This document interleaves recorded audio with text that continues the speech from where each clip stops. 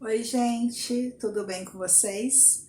Eu vim aqui falar um pouquinho sobre a dieta Low FODMAP, que ela é considerada a estratégia mais eficiente no controle dos sintomas da síndrome do intestino irritável. Bom, ela significa ser uma dieta com baixo teor de carboidratos fermentáveis, tá? Ela foi elaborada na Universidade de Monash, na Austrália. Lá foram analisados vários alimentos para ver a quantidade de FODMAPs em cada um deles, tá? Através dessa análise foi feita uma tabela com alimentos com alto teor de FODMAP e baixo teor de FODMAP.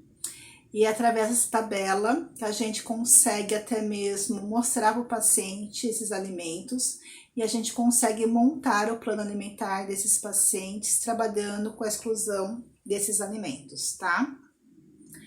Bom, vou citar alguns exemplos de alguns alimentos que são considerados até saudáveis, mas são ricos na quantidade de FODMAP. Por exemplo, o ado, a cebola, que são alimentos assim que a gente utiliza muito no preparo, né, das nossas refeições e que alguns pacientes realmente não toleram muito. Algumas frutas que são muito saudáveis, que a gente indicaria assim, facilmente para determinados pacientes, mas para aqueles que apresentam, né, a síndrome, faz muito mal também, como o abacate, a melancia, as leguminosas, como o feijão, o trigo, a lactose, que é o açúcar do leite. A gente observa também alguns polióis, que são os adoçantes, né, que tipo xilitol, o manitol, tipo xilitol que apresenta muito em alimentos, né, preparados, assim, que são considerados fit, né, até mesmo para aqueles pacientes que querem perder peso, mas geralmente faz mal também e a gente retira, tá? Então, a gente pode falar também que não é uma forma generalizada, tá? Essa tabela contém esses alimentos, mas como sempre que a gente diz na nutrição, a gente tem que ver de modo personalizado, tá bom? Porque às vezes um alimento não faz bem para determinado paciente e o mesmo alimento para outro não acontece nada.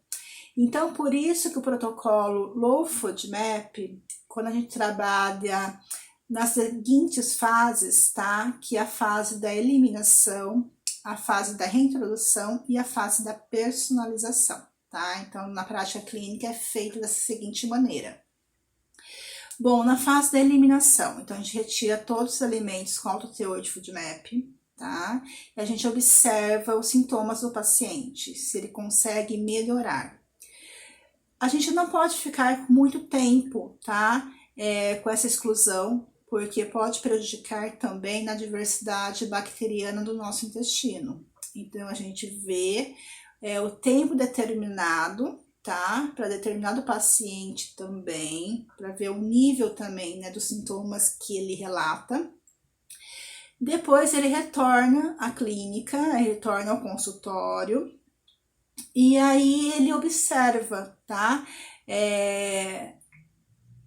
Alguns alimentos realmente que ele passa muito mal, porque a gente começa a trabalhar com a reintrodução de certos alimentos de maneira muito lenta em grupos, tá? Então a gente não entra tudo de uma vez, então a gente vai vendo alguns alimentos dos grupos de determinados nutrientes também, e a gente vai vendo quantidades que esse paciente tolera. Então, através dessa análise, a gente consegue enxergar o alimento realmente que ele não consegue de maneira nenhuma, mesmo em pequena quantidade, e a gente não coloca mais no plano alimentar dele, mas tem alguns alimentos que ele consegue, talvez um pedaço pequeno, ele consegue tolerar. Não todos os dias, algumas vezes na semana, mas se for de maneira frequente e em maior quantidade, ele já não consegue. Então ele consegue observar, isso que é legal, porque ele consegue identificar o alimento que faz muito mal para ele e aquele que não tanto, entendeu? E depois a gente faz um plano alimentar, na verdade, que é a terceira fase, né, do protocolo. A gente faz a personalização. Então, essa parte cabe a nós nutricionistas personalizar de maneira bem eficiente também, né? Para que o paciente fique mais seguro também, até mesmo ao seguir o plano, né? Sabendo que ele não vai passar mal e que os sintomas não voltarão, né? Mas é claro também, gente, a gente fala muito do protocolo FODMAP, tá? Que é a dieta, mas a gente tem que trabalhar o paciente como um todo. Então, a gente precisa ver essa parte digestiva dele, tá? Como está. A gente precisa observar a barreira intestinal dele, a gente precisa recuperar essa barreira do intestino, tá? Através de alguns trabalhos também que a gente acaba, né, juntando junto com a dieta. A gente também tem que trabalhar o fator eixo intestino-cérebro, lembra que eu falei no vídeo anterior? As emoções, os pensamentos, né, que alteram muito, e no momento de estresse, em um momento de ansiedade, que pode prejudicar demais esse paciente também, tá? E a gente precisa trabalhar a microbiota, que a gente precisa melhorar, recuperar tudo isso, tá? Então, é um trabalho, assim, talvez para alguns pacientes mais lento, né? Porque tem vários fatores determinantes, né? Então o paciente tem que ter paciência e, na verdade, tem que ter muita disposição, né? Porque a gente sabe também que a retirada de determinados alimentos, essa exclusão, né?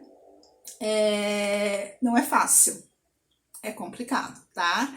Então, requer dedicação, né?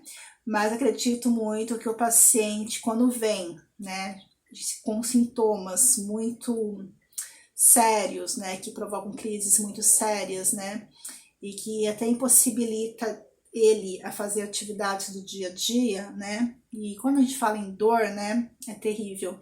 Então ele aceita, né? Ele aceita muito bem. É claro que talvez no início do tratamento ele não consiga fazer perfeitamente, mas é um processo, tá? Então, por isso que eu falei que depende do paciente, é uma maneira mais lenta, para outros nem tanto, tá bom? Só requer mesmo paciência, né? Para lidar com a situação, e se for bem orientado, acredito que ele vai ter mais facilidade também, tá? Então, esse vídeo foi para isso, tá? Para eu explicar um pouquinho sobre a dieta Low FODMAP. A dieta Low FODMAP também não é só feita para quem tem a síndrome, tá? Ela também funciona muito bem para o supercrescimento bacteriano, para alguns processos digestivos mais lentos também, né? Alguns problemas até mesmo como diverticulite. Então, a gente pode estar falando um pouquinho mais sobre intestino nos próximos vídeos, né? Que tem muito assunto, e espero ter ajudado, tá bom? E até o próximo vídeo, e a gente se encontra lá, se Deus quiser, tá? Um beijo. Tchau, tchau.